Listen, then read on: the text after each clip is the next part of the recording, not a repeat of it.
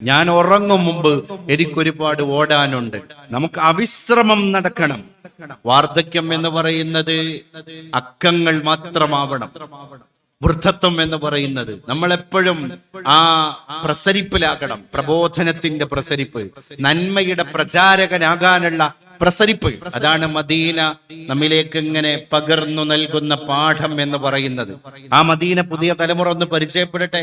എന്ത് രസമുണ്ടാകും, ജീവിതത്തിന് അർത്ഥം ഉണ്ടാകും അല്ലേ? അനർത്ഥമായ ജീവിതത്തിൽ നിന്ന് അവർ അർത്ഥങ്ങളിലേക്ക് തിരിച്ചു വരും. ദുബായിൽ കഴിഞ്ഞ കുറച്ചു മാസങ്ങൾക്ക് മുമ്പ് ഒരു പരിപാടിക്ക് പോയപ്പോ എന്റെ സുഹൃത്തുക്കളുടെ കൂടെ നിസ്കരിക്കാൻ ഒരു പള്ളിയിൽ കയറി. ആ പള്ളിയുടെ പേര് എന്നെ വളരെ ഹഠാത് ആകർഷിച്ചു. ആ പേര് വളരെ ചാരുതയുള്ള, അതിലേറെ ആശയ സമ്പന്നതയുള്ള ഒരു പേരായിരുന്നു. മസ്ജിദ് റിളൽ വാലിദൈൻ. ആ പള്ളിയുടെ പേരെന്താണ്? ഉമ്മാന്റെയും ഉപ്പാന്റെയും റിള പ്രതീക്ഷിച്ചിട്ടുള്ള മസ്ജിദ്, മസ്ജിദ് റിളൽ വാലിദൈൻ.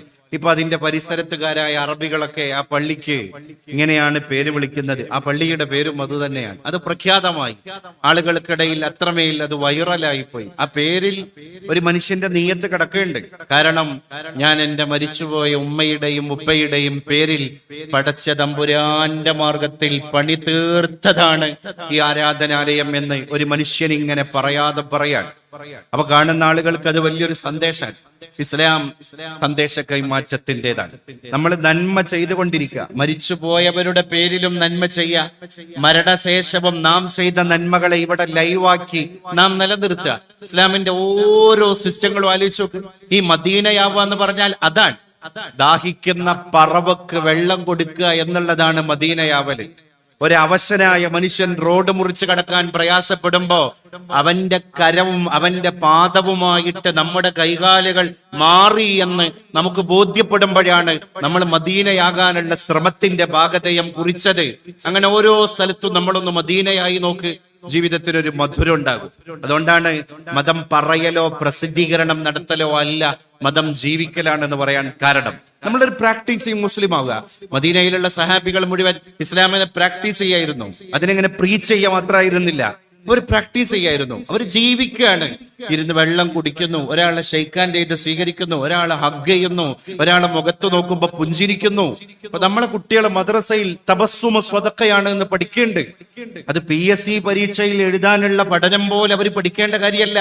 പിന്നെ അതെന്റെ ജീവിതത്തിൽ ഇനി എന്റെ സിഗ്നേച്ചർ ആകണം. ഞാൻ ഇന്ന് എന്റെ ഉസ്താദിന്റെ ഗുരുമുഖത്ത് നിന്ന് വായിച്ചെടുത്ത പാഠം തബസ്സും, നീ ഒന്ന് സ്മൈൽ ചെയ്യൽ സ്വതക്കയാണ് എന്നാണ്. അന്ന് മുതൽ ആ കുട്ടിയുടെ മന്ദഹാസം ഒരു സിഗ്നേച്ചർ ആകണം. ഈ കുട്ടി എപ്പോഴും ആലോചിക്കണം, ഞാൻ ഇനി ഒരാളോട് മുഖം കറുപ്പിക്കാൻ പാടില്ല.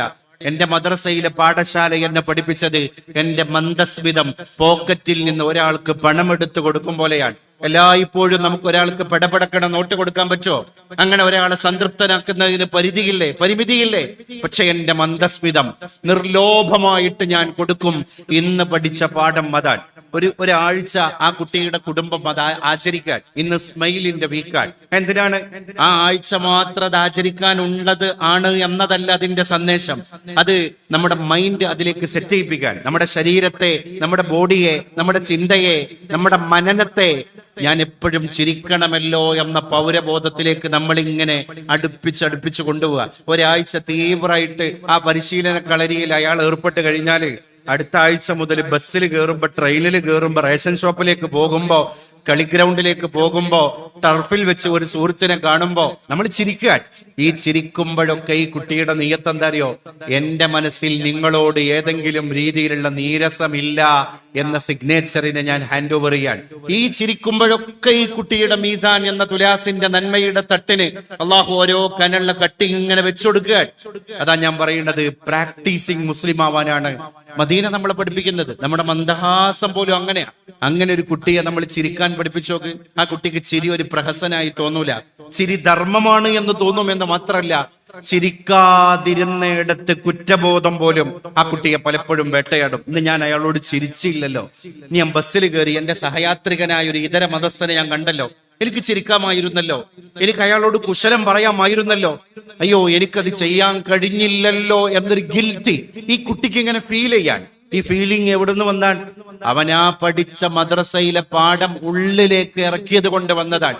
അങ്ങനെയാണ് മദീനയിൽ ഒരു ജനതയെ അള്ളാന്റെ റസൂൽ ഇങ്ങനെ വിപ്ലവാത്മകമായി ഉയർത്തിക്കൊണ്ടുവന്നത്. അങ്ങനെ എല്ലാത്തിനും തമസ്കരിക്കപ്പെട്ട ആള് പിന്നെ എങ്ങനെ എഴുന്നേറ്റ് വരികയാണ്.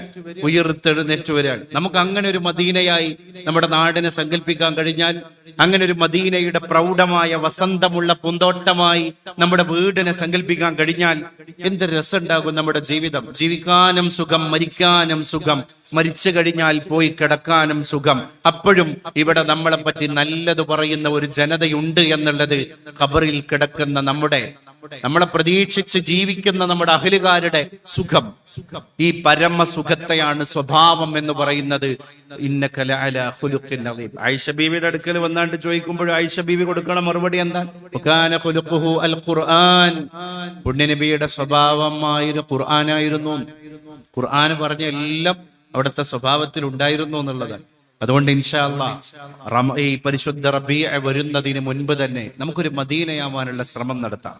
തിങ്കളാഴ്ച ദിവസം മുസ്തഫായ നബി തങ്ങള് ജനിച്ചു എന്നതുകൊണ്ട് അള്ളാന്റെ റസൂല് ജനിച്ച ആ റബീഉൽ അവ്വലിലെ ആ പെർട്ടിക്കുലർ മൺഡേക്ക് മാത്രമല്ലല്ലോ സ്പെഷ്യാലിറ്റി ഉണ്ടായത്. പിന്നെ ലോകത്ത് ഖിയാമത്ത് നാള് വരെ ഉള്ള എല്ലാ തിങ്കളാഴ്ചക്കും പ്രത്യേകതയാണ്. അതുകൊണ്ടാണ് തിങ്കളാഴ്ച ദിവസം നോമ്പ് നോൽക്കൽ സുന്നത്തായത്. അന്ന് അള്ളാന്റെ ഹബീബ് ജനിച്ച ദിവസമാണ്.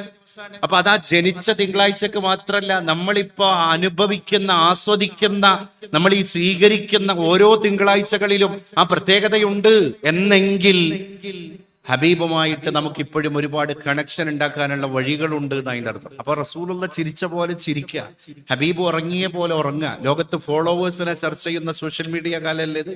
നമ്മൾ പറയാറുണ്ട് ക്രിസ്ത്യാനോ റൊണാൾഡോ ഈ അടുത്താണ് യൂട്യൂബ് ചാനൽ തുടങ്ങിയത്. എന്നിട്ടും മണിക്കൂറുകളെ കൊണ്ട് അദ്ദേഹം മില്യൺ കണക്കിന് ഫോളോവേഴ്സിനെ സമ്പാദിച്ചു. ലയണൽ മെസ്സിയെ പറ്റി പറയാറുണ്ട്, ഇന്ത്യയിലെ ഇൻഫ്ലുവൻസേഴ്സിനെ പറ്റി പറയാറുണ്ട്, സെലിബ്രിറ്റീസിനെ പറ്റി പറയാറുണ്ട്, അയാളുടെ ഫോളോവേഴ്സിന്റെ എണ്ണം കൂടിയെന്ന് പറയാറുണ്ട്.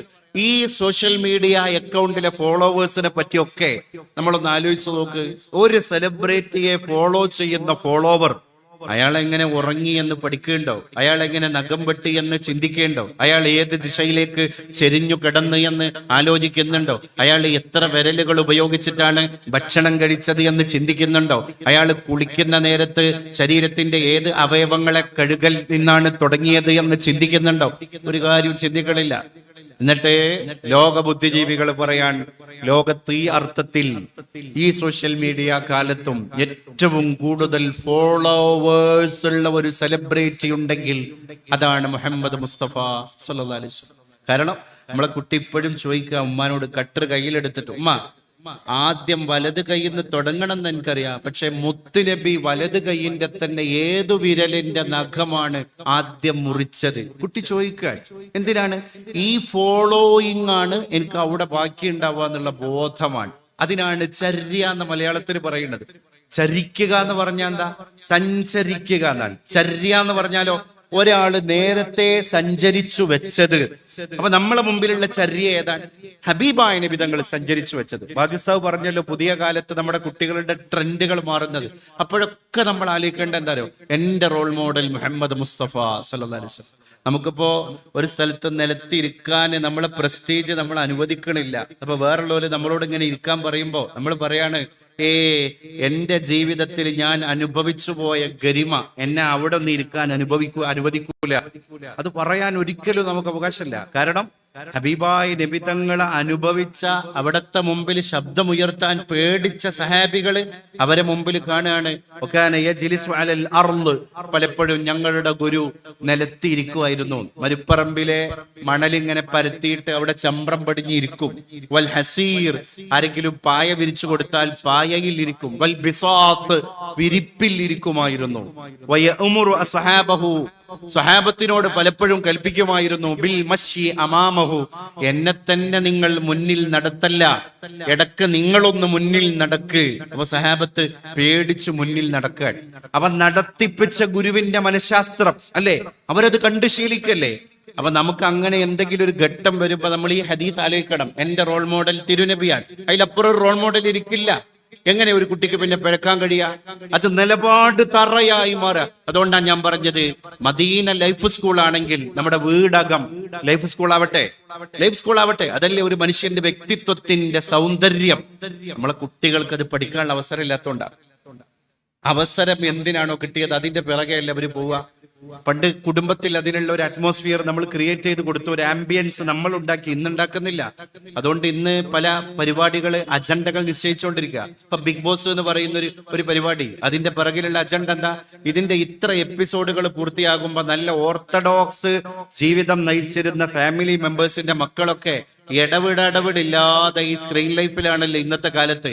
ഞാൻ ചോദിക്കട്ടെ, ഏത് ഈമാനുള്ള ഒരു ആൺകുട്ടിയാണെങ്കിലും പെൺകുട്ടിയാണെങ്കിലും ഇതിങ്ങനെ നിരന്തരം കണ്ടുകൊണ്ടിരുന്നാല് ഒരു 8ാമത്തെയും 10ാമത്തെയും കാഴ്ചയുടെ സ്വാധീന വലയത്തില് ഈ കുട്ടി മെന്റലി പെട്ടുപോകും എന്നുള്ള കാര്യം അവിതർക്കിതമാണ്. ഇതൊരു തർക്കല്ല. അപ്പൊ ഇത്ര എപ്പിസോഡുകൾ പൂർത്തിയാകുമ്പോ ഇങ്ങനെയും ജീവിക്കാം. എന്റെ മതത്തിന്റെ വാർപ്പു രീതി മാത്രമല്ല ഇവിടെയുള്ള ലൈഫ് സ്റ്റൈല്. എന്റെ പ്രായക്കാരായ കുട്ടികൾ തന്നെയല്ലേ ഇതിലുള്ള കാൻഡിഡേറ്റ്സും ഇതിലുള്ള മത്സരാർത്ഥികളൊക്കെ. അവരെങ്ങനെയൊക്കെ ജീവിക്കുന്നു, അവർ ഏതൊക്കെ വസ്ത്രം ധരിക്കുന്നു, അവർ എന്തൊക്കെ വാദങ്ങൾ പറയുന്നു. ആരെങ്കിലും എതിർക്കുന്നുണ്ടോ?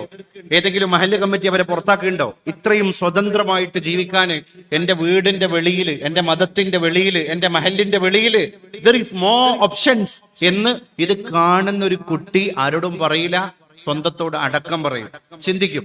നാളെ അതിനുള്ള ഒരു ചാൻസ് സ്കൂളിൽ പോകുമ്പോൾ അടുത്ത ഫ്രണ്ട്സായിട്ട് ഷെയർ ചെയ്യും. ആ ഫ്രണ്ടിന്റെ ഉള്ളിലും ഒരു സ്പാർക്ക് പൊങ്ങി വന്നിട്ടുണ്ടാകും. ഇവർ രണ്ടുപേരും ഈ കാര്യങ്ങൾ മറ്റൊരു ടീമായിട്ട് ഷെയർ ചെയ്യുന്നു. ഇങ്ങനെയാണ് പുതിയ പുതിയ അവാന്തര വിഭാഗങ്ങൾ രൂപപ്പെടുന്നത്. ഇത് നമ്മൾ അറിയുന്നില്ല.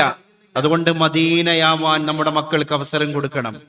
പരിശുദ്ധ പ്രവാചക തിരുമേനിയുടെ നൈർമൂല്യം തുളുമ്പുന്ന സ്വഭാവത്തിന്റെ മഹിമാവിലാസമാകാൻ നമ്മുടെ മക്കൾക്ക് അവസരം കൊടുക്കണം. അങ്ങനെ അവസരം കൊടുത്താൽ നമ്മുടെ മക്കളൊക്കെ അതിലേക്ക് എത്തിപ്പെടും എന്ന കാര്യത്തിൽ യാതൊരു തർക്കവുമില്ല. എന്റെ പ്രിയപ്പെട്ടവരെ,